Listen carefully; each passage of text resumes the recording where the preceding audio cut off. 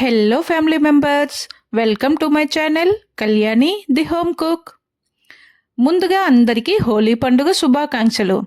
మరి హోలీ కనుక ఈ కలర్స్ అన్నీ ఉండాల్సిందే కదా హోలీ పండుగ రోజు. అందుకని చెప్పి నేను ఈరోజు కలర్ఫుల్ ఇడ్లీ చేద్దామనేసి అయితే ఇవన్నీ ప్రిపేర్ చేసుకుంటున్నాను. దీనికోసం మనం ముందుగా ఇడ్లీ పిండి ఉంటుంది కదా, ఆ ఇడ్లీ పిండి నుంచి 3 పార్ట్స్ కొంచెం కొంచెంగా తీసుకున్నాను. వీటిలో కలర్స్ మిక్స్ చేస్తాను. కలర్స్ మిక్స్ చేస్తానంటే ఏవో ఆర్టిఫిషియల్ ఫుడ్ కలర్స్ అయితే కాదు, వీటిలో నేను న్యాచురల్గా తీసుకున్న కలర్స్నే యూస్ చేస్తాను. ముందు ఒక గిన్నెలో కొంచెం పసుపునైతే మిక్స్ చేసి పెట్టుకుంటున్నాను. సెకండ్ కలర్ కోసం, అంటే ఇది మనకి పసుపు అనేది పసుపు కలర్లో ఉంటుంది కదా, రెండో దానికోసం ఇంట్లో ఇలా చిన్న తమలపాకు పాదైతే ఉంది కదా, దాని నుంచి కొన్ని తమలపాకులను అయితే తీసుకొని కొంచెం బాగా వాష్ చేసుకొని వాటిని బ్లెండ్ చేసుకుని ఆ జ్యూస్ని అయితే తీసుకున్నాను. ఇవి ఫ్లేవరు ఇంకా టేస్ట్ రెండు కూడా ఎలాగా బాగుంటుంది, హెల్త్కి కూడా మంచిది అని చెప్పి నేను ఇక్కడ తమలపాకులను యూజ్ చేస్తున్నాను. ఇంకా నాకు ఇవే అవైలబుల్గా ఉన్నాయి ప్రజెంట్ గ్రీన్ కలర్ కోసం, అందుకని వీటిని తీసుకున్నాను. చూసారు కదా, ఇలా బ్లెండ్ చేసి ఈ జ్యూస్ని మన ఇడ్లీ పిండిలో మిక్స్ చేసుకున్నాను అనమాట. ఏంటి కలర్ఫుల్గా కనిపిస్తున్నాయి కదా అని కంటిన్యూ చూడటమేనా? ఛానల్ని కొంచెం సబ్స్క్రైబ్ చేసుకొని మీ యొక్క పెద్ద మనసుతో ఒక చిన్న లైక్ కూడా చేయండి. చూస్తున్నారు కదా, 2 కలర్స్ అయితే ప్రిపేర్ అయిపోయాయి.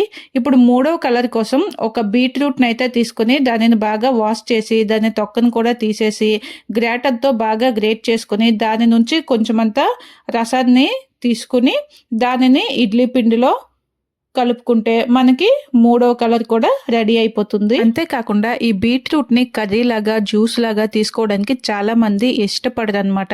అలాంటి వాళ్ళకి ఈ ఐడియాని యూస్ చేస్తే చాలా బాగుంటుంది. ముఖ్యంగా పిల్లలకి బీట్రూట్ చాలా మంచిది, కానీ వాళ్ళు దానిని తినడానికి నచ్చుకోరు. ఇలా ఇడ్లీలు చేసి పెడితే అవి చూడడానికి కలర్ఫుల్ గా ఉంటాయి, అది బీట్రూట్ అనేసి వాళ్ళకి అస్సలు తెలియనివ్వకుండా చేసి పెట్టేస్తే ఈజీగా వాళ్ళతో బీట్రూట్ ని కూడా తినిపించేయచ్చు. ఐడియా బాగుంది కదా. ఇక్కడ ఒక చిన్న టిప్ ఏంటంటే, మనం ఇడ్లీ ప్లేట్కి ఆయిల్ను అప్లై చేసుకొని ఇడ్లీలు పెట్టుకుంటాం కదా, అంటే అవి అతుక్కోకుండా ఉంటాయని. ఇక్కడ మనం ఒక స్పూన్ ఆయిల్ని ఆ ఇడ్లీ పిండిలోనే వేసేసి మనం ఈ ఇడ్లీ ప్లేట్ని జస్ట్ తడుపుకొని ఇందులో ఇడ్లీ పిండిని ఇలా వేసుకుంటే అవి కూడా అతుక్కోకుండా నీట్గా వస్తాయి. ఓసారి ట్రై చేసి చూడండి. ఇక్కడ చూస్తున్నారు కదా, మనకి మిక్స్ చేసుకున్న 3 కలర్స్తో పాటు మన ఇడ్లీ పిండి 4 కలర్స్ అయితే అయ్యాయి కదా. మనకి ఎలా నచ్చితే అలా ప్లేట్లలో సేమ్ కలర్ కానీ లేదా ఒక్కొక్క కలర్ని ఒక్కొక్క ఇడ్లీగా ఒకే ప్లేట్లో 4 కలర్స్ చొప్పున వేసుకొని ఎలా నచ్చితే అలా వేసుకొని, అలాగే ఒకటి మల్టీ కలర్ కావాలని చెప్పారు, దానికోసం అని చెప్పి నేను ఇలా 4 కలర్స్ని కూడా ఒకే దాంట్లో వేసి ఎలా అయితే అలా మనకి నచ్చిన విధంగా లేదా పిల్లలకు ఇష్టపడేలాగా ఎలాగైతే అలాగా అన్నింటినీ కూడా ఇడ్లీ పిండితో ఫిల్ చేసుకొని రేకులన్నింటినీ సెట్ చేసుకొని ఇడ్లీ కుక్కర్లో పెట్టుకొని 5 to 8 minutes ఆవిరి మీద ఉడికించుకుంటాం కదా ఇడ్లీస్ని. అలా ఉడికించుకుని మనం తర్వాత ఇడ్లీస్ని తీసుకుంటాం. చూడటానికి అయితే ఎంత బాగా కనిపిస్తున్నాయి కదా, చాలా టెంప్టింగ్గా అనిపిస్తున్నాయి. ఇంకా టేస్ట్ ఎలా ఉంటుందో చూద్దాము.